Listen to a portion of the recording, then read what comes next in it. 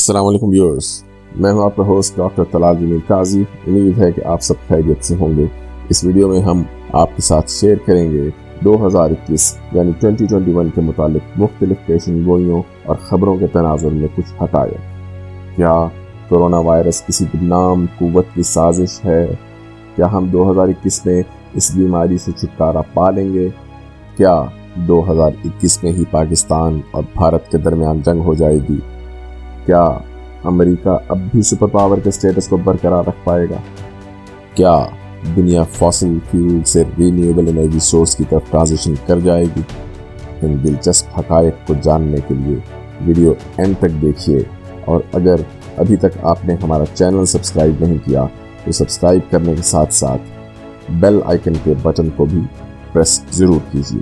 تو آئیے شروع کرتے ہیں۔ جیسا کہ آپ سب جانتے ہیں کہ اس وقت دنیا کووڈ-19 کی لپیٹ میں ہے، جسے عرف عام میں کرونا وائرس سے پھیلا ہوا انفیکشن بھی کہا جا سکتا ہے۔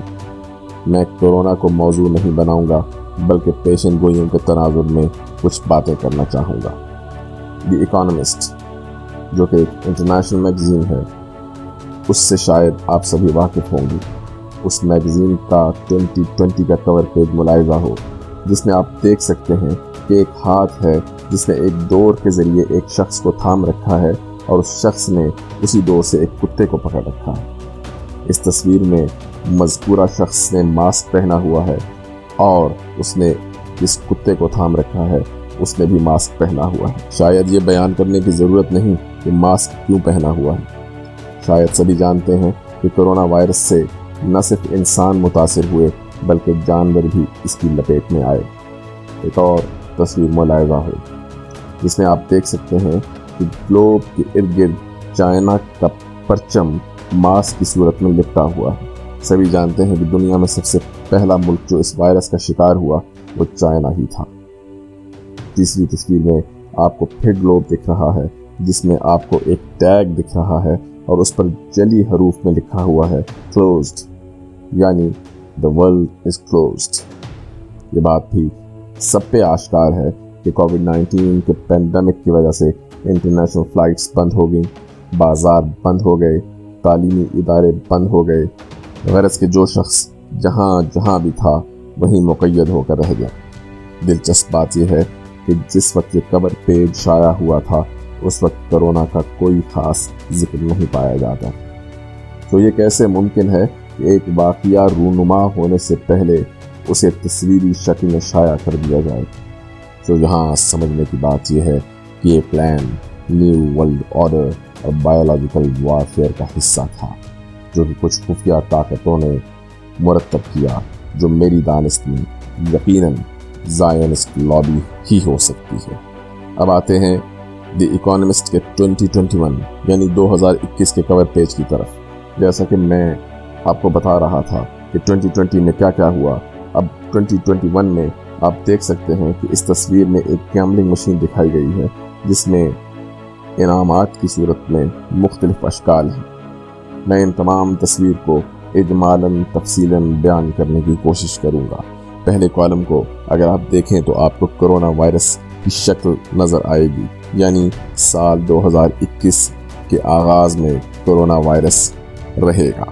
اس کے بعد آپ کو ایک انجیکشن دکھ رہا ہے، جس میں سبز رنگ کا کوئی محلول دکھائی دے رہا ہے۔ انجیکشن یقیناً ویکسین کی نشاندہی کرتا ہے، اور سبز رنگ زہر کو ظاہر کرتا ہے۔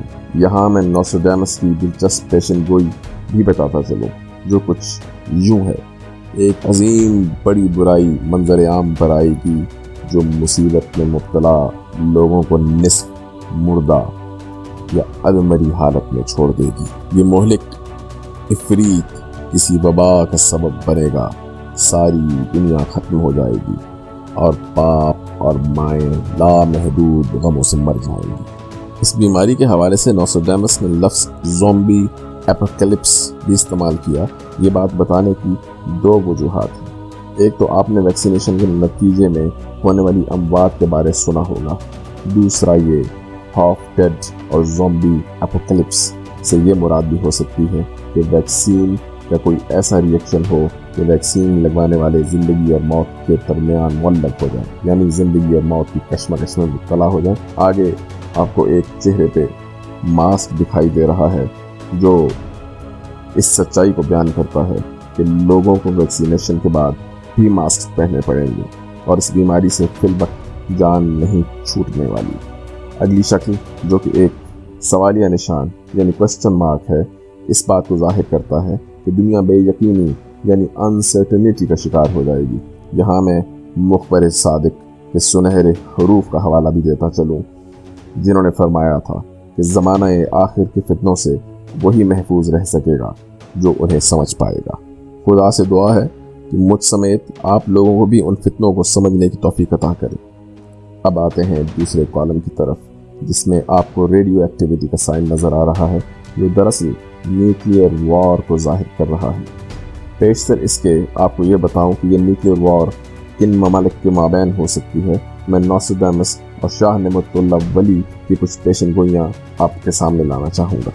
نوسٹرڈیمس نے عالمی قحط اور ایک عظیم رہنما کی موت کی پیشن گوئی کی، جو جنگ عظیم 3 یعنی جنگ عظیم سوئم کا باعث بنے گی۔ مزید یہ کہ 2021 میں ہم سب کے لیے ایک بڑی مصیبت تیار کی گئی ہے، جو بارش، خون، دودھ، قحط، فولاد اور تعاون کی ہوگی۔ اس پیشن گوئی کے مطابق جہاں کووڈ کی وبا کے حوالے سے معلومات ہیں، وہیں انڈائریکٹلی نیوکلیئر وار کا تذکرہ بھی موجود ہے، یعنی بلڈ، فیمن، سٹیل وغیرہ وغیرہ۔ اس کے علاوہ کھلے دودھ کے خلاف چلنے والی مہم بھی شاید اسی کا حصہ ہے۔ شاہ نعمت اللہ ولی نے جو پیشن گوئیاں کی، ان کے مطابق یہ ایٹمی جنگ پاکستان اور بھارت کے بیچ ہو سکتی ہے۔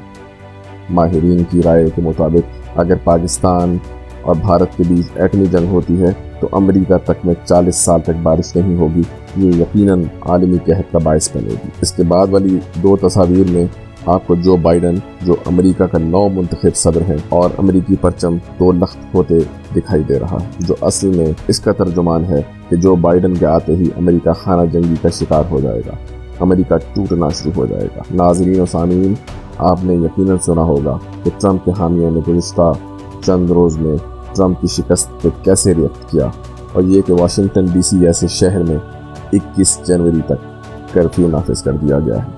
یعنی دی اکانومسٹ کے کور پیج کی روشنی میں خفیہ طاقتوں کا یہ پلان بھی کامیاب رہا۔ اس کے بعد آپ کو ٹک ٹاک کا سائن نظر آ رہا ہے، جو یہ بتانا چاہ رہا ہے کہ ٹک ٹاک کا عروج ہوگا اور TikTok as a major social media platform منظر عام پر آئے گا۔ تیسرے کالم میں وہی بے یقینی کا عالم دکھائی دے رہا ہے، اور پھر US ڈالر کریش کر جائے گا۔ اس کے بعد آپ کو ونڈ مل دکھائی دے رہی ہے، جو اس بات کی غماز ہے کہ دنیا as a major source wind mills پر ریلائی کرنے لگے گی۔ اس کے بعد والی تصویر میں چائنا کا پرچم دکھایا گیا، جو شاید اس لیے کہ China as a major super power ابھر کے سامنے آئے گا۔ چوتھے کالم کے شروع میں ایک گراف ہے جس میں غالباً GDP گروتھ دکھائی گئی ہے، اور شاید یہ گروتھ صرف ان خفیہ طاقتوں کو فائدہ پہنچائے گی جو کہ گریٹر اسرائیل کا خواب دیکھ رہے ہیں۔